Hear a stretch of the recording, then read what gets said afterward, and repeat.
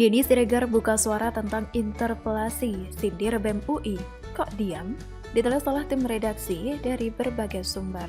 Halo, berjumpa kembali di channel Redaksi Jurnal. Pegiat media sosial Denny Siregar menyindir Badan Eksekutif Mahasiswa Universitas Indonesia yang menurutnya bungkam soal interpelasi terhadap Anies Baswedan terkait Formula E. Denny Siregar lewat cuitannya di Twitter pada Senin 30 Agustus 2021 awalnya menyinggung mayoritas fraksi di DPRD DKI sebelum menyindir BEM UI. Menurutnya, mayoritas fraksi di DPRD DKI begitu mudah dikenyangkan oleh Anies Baswedan usai diundang makan malam oleh Gubernur DKI Jakarta itu. Ia pun mengaku muak dan geli melihat sikap mayoritas fraksi di DPRD DKI. Bahkan, Denny menilai keputusan sejumlah parpol menolak interpelasi tersebut syarat dengan kepentingan. Kata Denny dalam akun Twitternya, melihat bagaimana mayoritas fraksi DPRD DKI begitu mudahnya dikenyangkan oleh Anies Baswedan lewat makan malam, rasanya kok campur-campur antara muak dan geli ya, banyak kotor dan kasar banget kalau sudah ada kepentingan. Tidak hanya fraksi di DPRD DKI, Denny Siregar juga menyindir BEM UI yang menurutnya bersikap diam terhadap interpelasi Anies Baswedan itu. Kata Denny, kemana ya mahasiswa di BEM UI_official? Biasanya mereka gercep, kok diem dan anteng lihat komedi di Jakarta. Apa sudah kenyang juga? Denny pun beranggapan, seandainya pihak yang terseret dalam interpelasi itu adalah Joko Widodo, maka sudah pasti BEM UI akan langsung bergerak. Seperti diketahui, sejumlah anggota DPRD DKI Jakarta berasal dari 7 fraksi, diundang oleh Anies Baswedan makan malam setelah sebelumnya 2 fraksi DPRD, yaitu PDIP dan PSI, mengajukan hak interpelasi terkait program balap mobil Formula E. Hak interpelasi anggota fraksi PDIP dan PSI sebelumnya diajukan ke pimpinan Dewan pada Kamis 26 Agustus 2021 dan ditandatangani oleh 33 anggota Dewan dari 2 fraksi tersebut. Berbeda dengan 2 fraksi itu, 7 fraksi yang diundang Anies makan malam menolak mengajukan hak interpelasi. Mengutip dari Kompas, Wakil Ketua DPRD DKI Jakarta M. Taufik mengatakan bahwa 7 fraksi DPRD DKI Jakarta itu yaitu Nasdem, Golkar, Gerindra, PKS, PAN, dan Demokrat sepakat menolak hak interpelasi terkait program Formula E. Kesepakatan 7 fraksi terkait interpelasi Formula E tersebut, kata Taufik, setelah dilakukan pertemuan dengan Anies Baswedan di rumah dinas Gubernur DKI Jakarta. Kata Taufik, jadi secara umum 7 fraksi sepakat untuk tidak ikut interpelasi. Saya melihat euforia dari 7 fraksi yang hadir, para pendukung Anies dan yang berafiliasi seolah dengan kandasnya, interpelasi mereka telah menang dan berhasil mempermalukan 2 fraksi lainnya, yaitu PDIP dan juga PSI yang oleh Anies tadi diundang untuk sekedar menyilangkan jempol dan telunjuk. Sebagai bahan informasi, interpelasi dapat dilakukan jika ada 55 anggota yang setuju dengan gabungan fraksi PDIP dan PSI hanya sejumlah 33 anggota, sehingga diyakini interpelasi tersebut kandas di tengah jalan. Sebetulnya di sini bagi fraksi PDIP dan PSI tadi yang menang atau kalah. Apapun hasilnya, Anies Baswedanlah pihak yang sangat dirugikan. Mau interpelasi itu sukses digulirkan atau tidak, Anies sudah pasti kian dekat ke bibir jurang kehancuran. Jika sudah waktunya tiba, namanya bakal tenggelam juga. Pesan kuat PDIP dan PSI sampai ke rakyat Indonesia menunjukkan kepada semua jika Anies jenis pemimpin yang tak berani menghadapi tantangan dan lari dari tanggung jawab meski hanya sekedar menjelaskan secara terbuka kepada wakil rakyat Formula E. Interpelasi itu sudah menunjukkan jika di bawah kendalinya sebagai penguasa di DKI tidak baik-baik saja. Coba saja tengok kepala daerah lainnya tidak sampai ada gaduh hingga DPRD gulirkan interpelasi. Ini semata-mata bukan karena Anies sebagai representasi lawan politik, tapi karena memang faktanya yang bersangkutan memang tidak dapat bekerja. Wacana Formula ini menjadi kian menarik setelah Anies sempat ngotot untuk menggelarnya dengan berbagai alasan. Lantas, impact bagi Anies secara pribadi apa sih? Kok terlihat ngotot? Tahun 2022, jabatan Anies sebagai Gubernur DKI Jakarta berakhir. Ia butuh panggung yang akbar agar jeda waktu 2022 sampai dengan 2024 tetap terjaga. Ambisi Anies untuk menjadi RI1 tidak akan pernah padam. Kita semua tahu, kekuatan Jokowi di 2024 disinyalir sangat kuat sekali untuk menentukan arah pergantian presidennya. Dialah sebagai kingmaker yang sebenarnya. Seperti yang sudah saya singgung di atas, Pertemuan koalisi pemerintahan Jokowi plus PAN mengindikasikan hal tersebut. Disinilah permainan catur Jokowi bakal mematikan pergerakan kelompok kecil Demokrat dan PKS plus Anies. Pada akhirnya Demokrat dan PKS bakal bergabung ke kelompok yang lebih besar, terutama PKS yang tidak memiliki sejarah sebagai leader. Karena orang-orang yang di dalam partai ini tak ada yang memiliki tokoh sentral.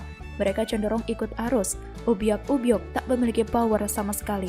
Serupa anak tongkrongan yang tidak memiliki kelebihan apa-apa, selain hanya ngikut tergelak dan sesekali menjadi suruhan temannya asal dibayar. Bagaimana menurut Anda?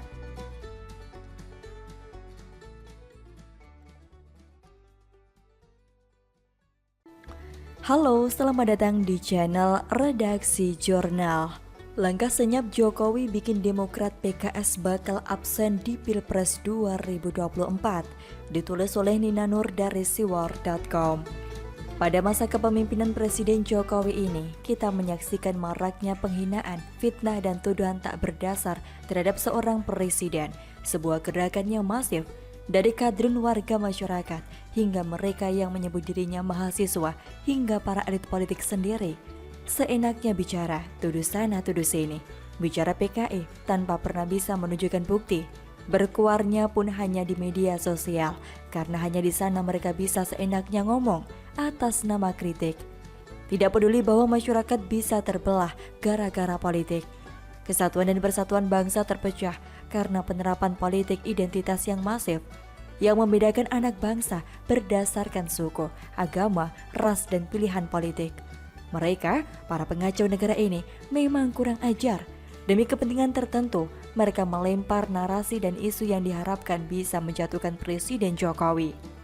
Tidak peduli sekarang ini sedang dalam masa pandemi, tidak juga peduli bahwa Presiden Jokowi dan jajarannya kerja keras siang malam agar negara ini tetap stabil, aman dan rakyat bisa bertahan di masa tersulit saat ini. Tentu Presiden Jokowi tidak diam saja. Beliau menghadapi para pengacau ini dengan caranya sendiri.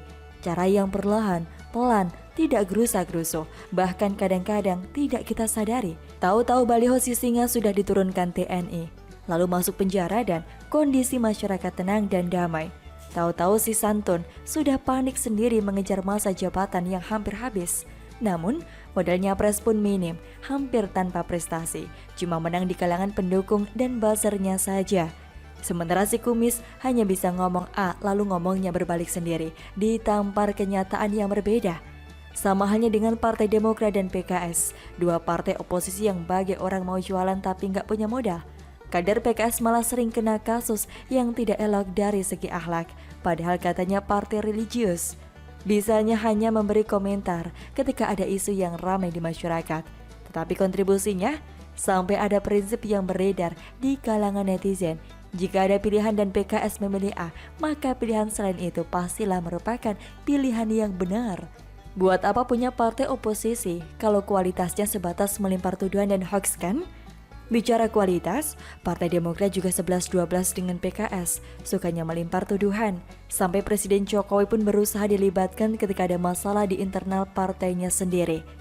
Kader-kadernya pun tak jauh fungsinya, macam buzzer yang cerewet di media sosial. Isu yang dilemparkan sangat kelihatan akal bolosnya, semata-mata buat menjatuhkan Presiden Jokowi. Contohnya, ketika politisi Demokrat melontarkan narasi agar Presiden Jokowi menunda pembangunan infrastruktur dan memprioritaskan penanganan pandemi. Jika Presiden Jokowi mau menerapkan saran Demokrat ini, maka Demokrat berjanji mendampingi Jokowi dan tidak akan mengejek mangkraknya proyek infrastruktur. Akal-akalan sebodoh ini kok dilemparkan ke Presiden Jokowi? Menjelang HUT kemerdekaan RI, Ketum Demokrat AHY pun mengeluarkan siaran pers, menyebut kondisi pandemi di Indonesia belum ada tanda-tanda mereda, di mana perekonomian rakyat masih terpuruk dan kemiskinan meningkat. AHY pun menyebut pihaknya sudah memberikan banyak rekomendasi, saran dan mengingatkan pemerintah dengan berbagai cara. Paham kok kita maksud AHY ini? Mau melemparkan kesalahan lagi ke Presiden Jokowi dengan menafikan bahwa Indonesia sudah berhasil keluar dari resesi ekonomi. Vaksin terus berdatangan dan diberikan gratis buat rakyat. Ratusan triliun sudah digelontorkan pemerintah untuk membantu rakyat lewat bantuan sosial, menyembuhkan pasien COVID dan memulihkan ekonomi.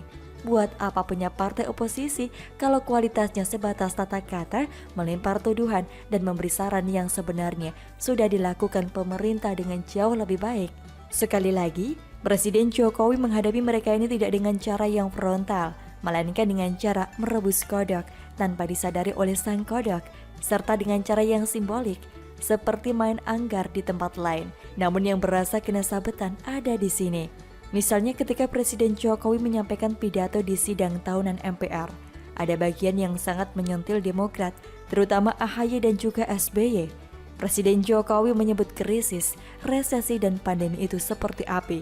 Kalau bisa dihindari ya kita hindari, tetapi jika tetap terjadi, maka banyak hal yang bisa dipelajari. Api memang membakar, tetapi sekaligus menerangi. Kalau terkendali, dia menginspirasi dan memotivasi. Pandemi itu sifatnya menguji, mengajarkan dan sekaligus mengasah. Pandemi memberikan beban yang berat kepada kita, beban yang penuh dengan risiko dan memaksa kita untuk menghadapi dan mengelolanya. Seakan Presiden Jokowi mengingatkan SBY soal kebakaran hutan dulu yang tidak berhasil ditangani SBY hingga akhir masa jabatannya. Jadi sekarang jangan sok tahu dan sok pintar. Jangan mengira hanya dengan ngomong di depan publik lalu bisa memojokkan Presiden Jokowi yang benar-benar bekerja siang malam buat rakyat. Sabetan anggar Presiden Jokowi tidak berhenti sampai di sana. Beliau pun memakai pesawat kepresidenan bercat baru yang sempat dipersoalkan oleh Demokrat. Karena warna birunya berganti jadi warna merah putih. Lokasi pertama yang didatangi dengan pesawat itu adalah Jawa Timur yang gubernurnya diusung Demokrat. Seakan menunjukkan kalau SBY dan AHY sekarang bukan siapa-siapa yang bekerja buat rakyat. Yang diusung Partai Demokrat pun adalah pejabat yang bekerja di bawah Presiden. Sabetan anggar pun berlanjut. Kali ini yang kena adalah Demokrat dan PKS sekaligus. Hari Rabu lalu 25 Agustus, Presiden Jokowi menggelar pertemuan dengan para pimpinan partai politik koalisi pengusung pemerintah.